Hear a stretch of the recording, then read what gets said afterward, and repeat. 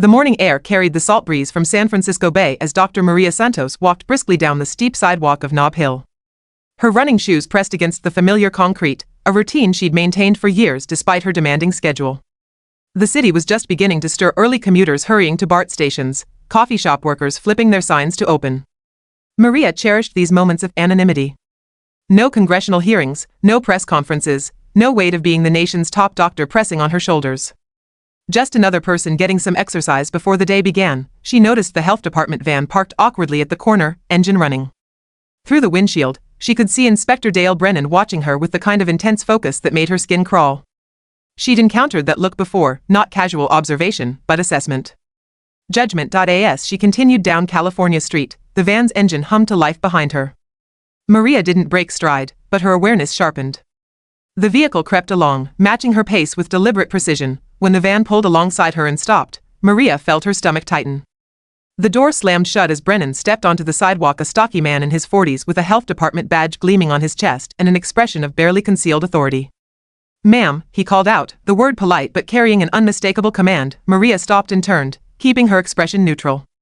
"Yes?" Brennan's eyes swept over her jogging attire with obvious disapproval.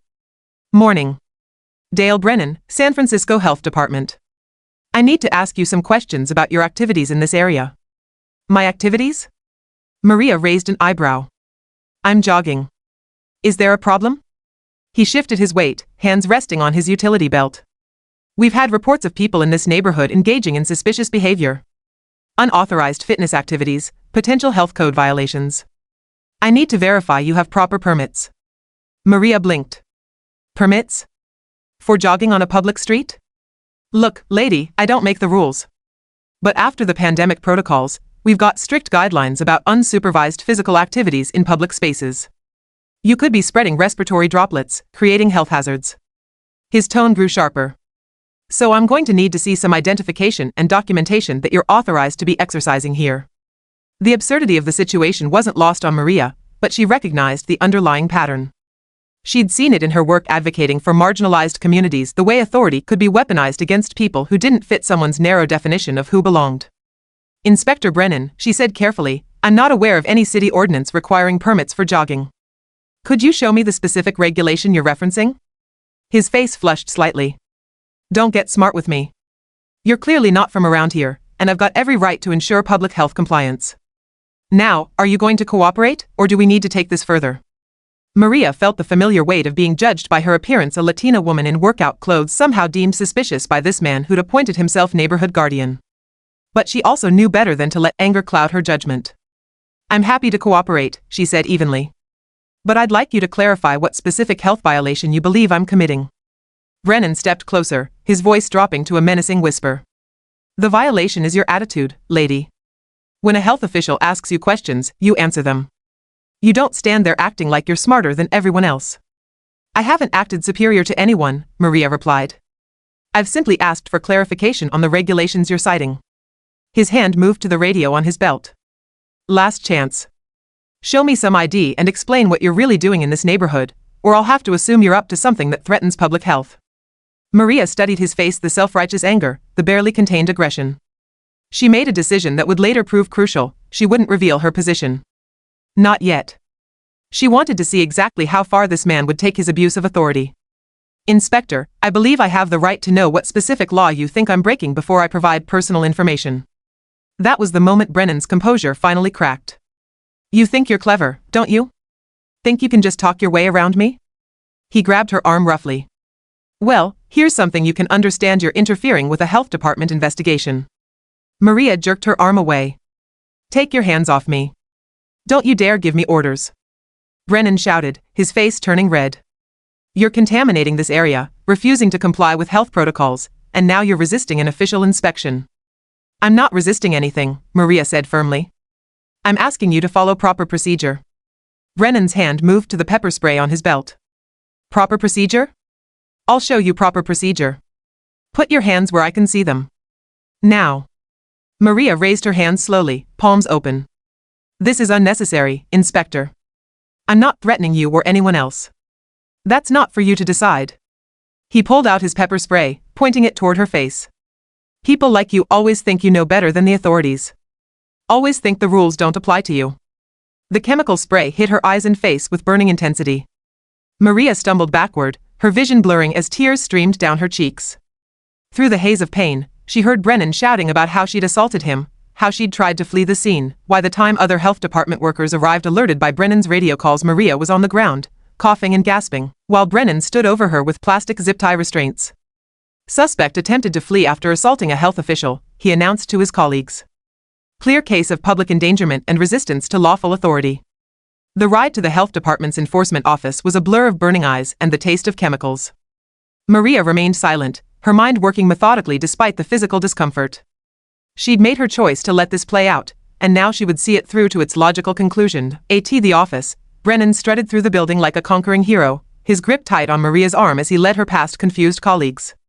The morning bustle of the health department inspectors reviewing restaurant violations, epidemiologists tracking disease patterns gradually quieted as people noticed the unusual scene. Supervisor Janet Chin emerged from her office, frowning at the commotion. "Brennan, what's going on here?" "Caught someone violating public health protocols," he replied smugly. "Unauthorized exercise activities, refused to show permits, then assaulted me when I tried to enforce compliance." Chen's eyes narrowed as she looked at Maria, still showing the effects of pepper spray, but carrying herself with unmistakable dignity. Something about the woman's composure seemed to trouble Chen. "What's her name?" Chen asked. Brennan hesitated. "I was still processing that information when she became combative." "You arrested someone without getting their identification?" Chen's voice sharpened. She was being uncooperative. Kept asking questions instead of following simple instructions. Chen stepped closer to Maria. "Ma'am, I need to get your information for our records." Maria met her gaze steadily. "Dr. Maria Santos." The name seemed to hang in the air for a moment. Chen's face went pale as recognition dawned. "Dr. Santos, as in Surgeon General of the United States," Maria confirmed quietly. The office fell completely silent. Every conversation stopped, every keyboard went quiet. Chen's face cycled through disbelief, horror, and then fury as she turned on Brennan. "Do you have any idea what you've done?" Chen's voice was barely controlled. Brennan's confident expression wavered.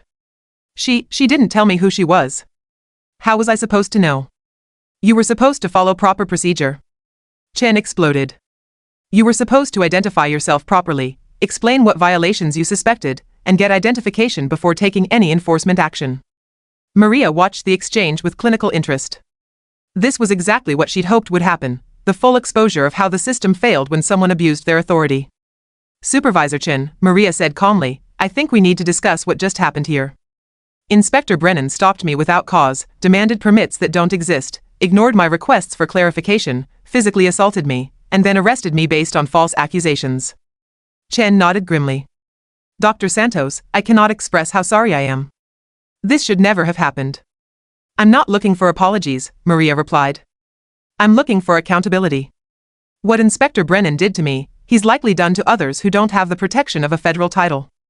As word spread through the building, the atmosphere grew increasingly tense. Brennan found himself isolated, his colleagues avoiding eye contact. The swagger he displayed just hours earlier had evaporated, replaced by the dawning realization of what he'd done. Within hours, the story had leaked to local media. By evening, it was national news. Video footage from nearby security cameras showed the entire encounter, Brennan's aggressive approach, Maria's calm responses, the unnecessary use of pepper spray. The optics were devastating. Civil rights organizations seized on the incident immediately. "If the Surgeon General can be treated this way, what protection do ordinary citizens have?" became the rallying cry. Social media exploded with the hashtag #HealthcareJustice. Maria used the attention strategically. Rather than focusing on her personal experience, she highlighted the broader issues of accountability and oversight in regulatory agencies. She called for comprehensive reforms to prevent health department personnel from abusing their authority. "This isn't about me," she said in her first press conference after the incident. "This is about a culture that allows officials to act with impunity." Inspector Brennan's behavior was not an anomaly, it was the logical result of systems that prioritize authority over accountability. The Department of Health and Human Services launched an immediate investigation. What they found was disturbing, a pattern of harassment and intimidation by health inspectors across multiple cities, often targeting minority communities and small business owners who were seen as unlikely to fight back. Maria leveraged her position to push for sweeping reforms.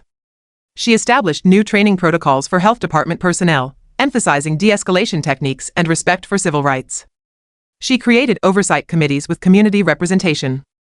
Most importantly, she mandated that all enforcement actions be recorded and subject to public review. The reforms weren't without resistance.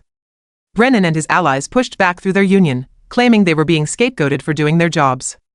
Anonymous campaigns tried to paint Maria as anti-enforcement, someone who would weaken public health protections, but the evidence was too overwhelming. Internal documents revealed a culture of viewing the public as adversaries rather than the people they were meant to serve. Training materials emphasized compliance and submission rather than education and cooperation. Brennan's case went to trial 6 months later. The charges included assault, abuse of authority, and filing false reports. The security camera footage made the verdict inevitable, guilty on all counts. As he was sentenced, Brennan sat slumped in the defendant's chair, no longer the authoritative figure who had terrorized citizens with impunity. His career was over, his reputation destroyed, his pension forfeited, but for Maria, the real victory wasn't in seeing Brennan punished, it was in the changes that followed. Health departments across the country adopted the new training protocols. Community oversight committees became standard. Most importantly, the culture began to shift from enforcement first to service first. A year later, Maria returned to that same San Francisco street for her morning jog. This time, when she encountered health department personnel conducting routine inspections, the interaction was completely different. They were respectful, professional, focused on education rather than intimidation. One young inspector even approached her respectfully. "Dr. Santos? I just wanted to say thank you. The new training programs you developed, they've completely changed how I approach my work. I actually feel like I'm helping people now instead of just looking for violations." Maria smiled, remembering why she'd chosen not to reveal her identity that morning a year ago. Sometimes the most important battles were fought not from positions of power, but from moments of vulnerability that exposed the truth about how systems really worked. The reforms she'd implemented were already being adopted internationally.